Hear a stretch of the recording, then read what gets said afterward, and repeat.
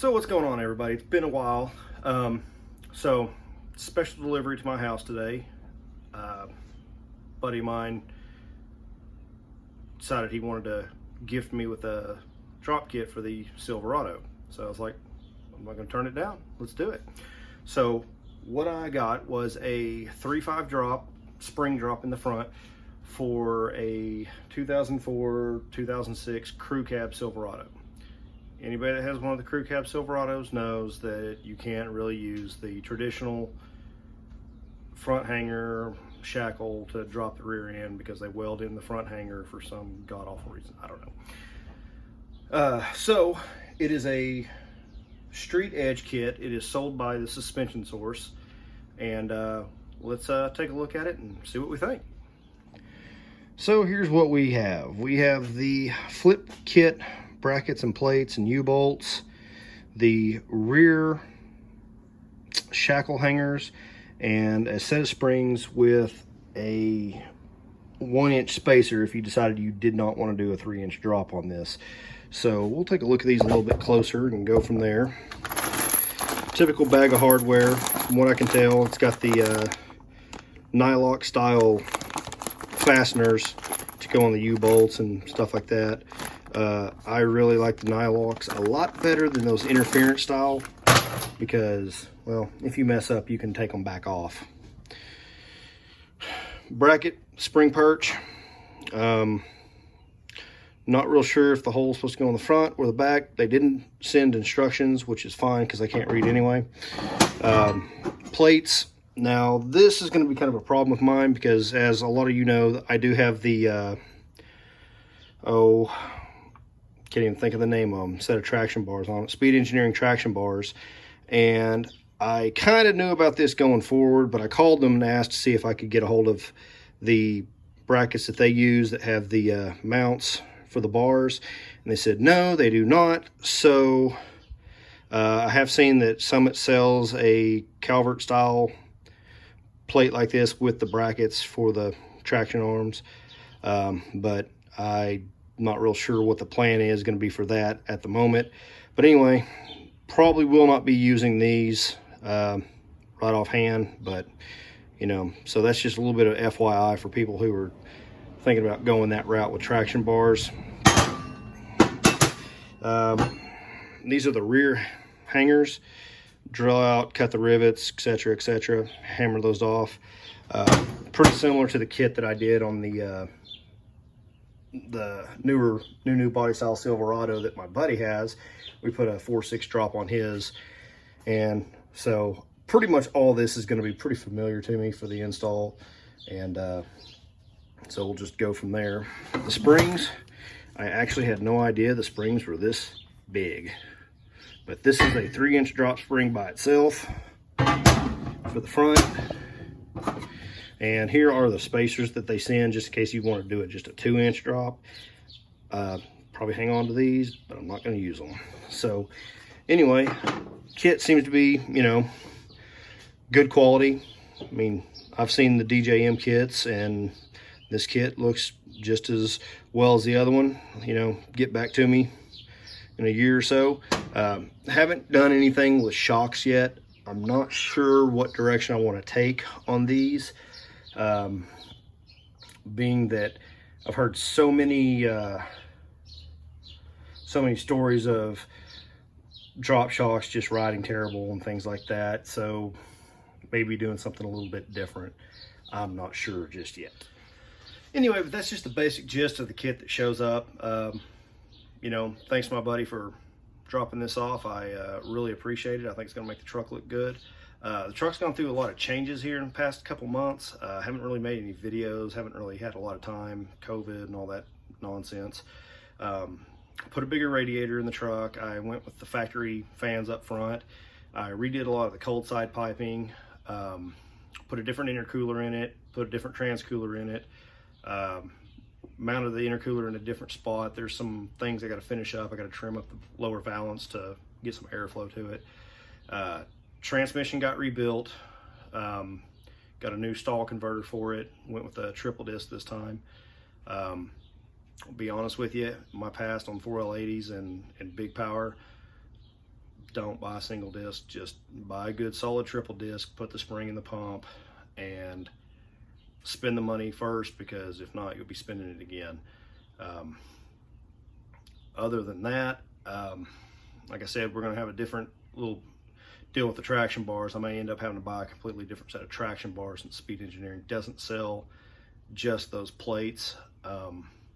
Speed Engineering, if you watch this, do yourself a favor and do your customer base a favor. Sell those separate, because everything else in the kit looks the same as what I've got. Anyway, so I'm looking forward to this install. I got to do a few more things to the transmission. I got to pull the pan off one more time. The harnesses where it plugs in, the internal harness on the transmission where it plugs in, is actually seeping oil through the harness. So got a new one of those ordered. So another pan drop, more fluid, kill me. And put that in there, see if that buttons up the leak. But other than that, not a whole lot has changed. Truck did get 2 new fuel pumps put in it. I think that's about the last thing I've really done to it. Had a couple of them. I had one of them give up on me, and I just was running into issues. New wideband sensor, things like that, just maintenance items. But like I said, truck has really not had a whole lot of other stuff done to it. But, you know, I'll give you a quick rundown on what I've done. So, not a whole lot has changed on the build. Still running the same BorgWarner 480 turbo. Did do some changes, directional changes. You know, new radiator, factory style cooling fans. I don't know if the other ones were doing what they wanted to, but I think I had a combination of some problems. Up front, new TrueCool big boy trans cooler, and I've relocated the intercooler down there and changed that up to where it fits in between the frame rail. Cold side piping, different blow off valve, just kind of had to do some rerouting, things like that. Essentially the same fuel system. I did end up changing the bucket on a few things just to make it all fit right, put some check valves in it to prevent some of that other stuff. But, you know, as I said, pretty much all the same things. But yeah, the good old welded in front hangers. So that's what sets the crew cabs apart from everything else. It kind of makes them a pain in the rear. And then the lower mounts right down there. I'll have to find me a set of stock shackles, because I don't think that this is designed to work with a bigger shackle.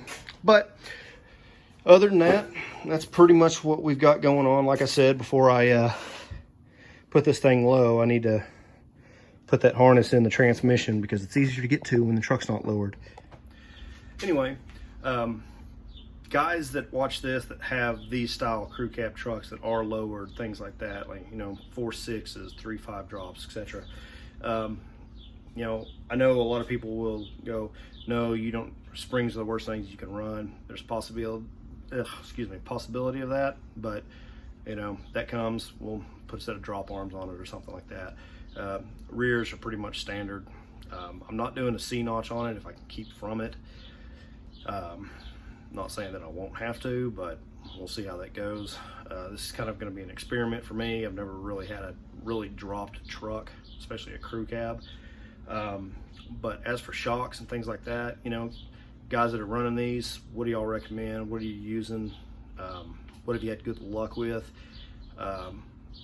Essentially, there's nothing different on these trucks, you know, out on this truck particular I haven't modified any spring buckets or shock mounts or anything like that. So it's basically everything's going to be in factory locations.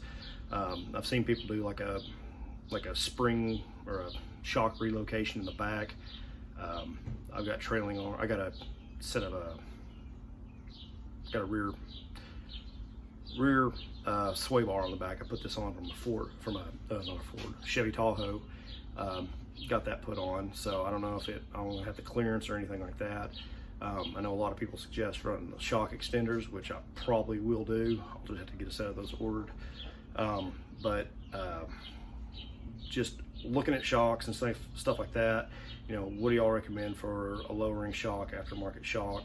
And like I said, this is going to be on a 3-inch spring, so I'm going to have to run a really short one, and I know the ride up front is probably going to suffer a lot. So this is not a torsion arm truck.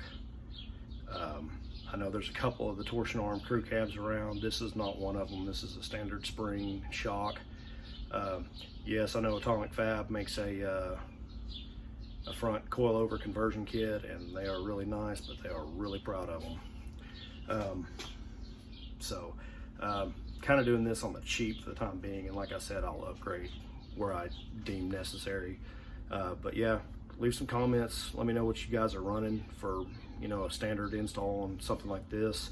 Other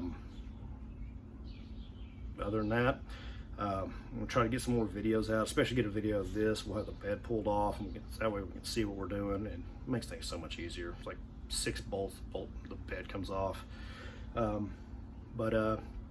Yeah, other than that, that's pretty much all there is to it on this. So I've rambled on long enough. It's hot. It's like 900% humidity here in Oklahoma. So anyway, y'all guys have a good one and enjoy your Memorial Day weekend, and we'll catch you later.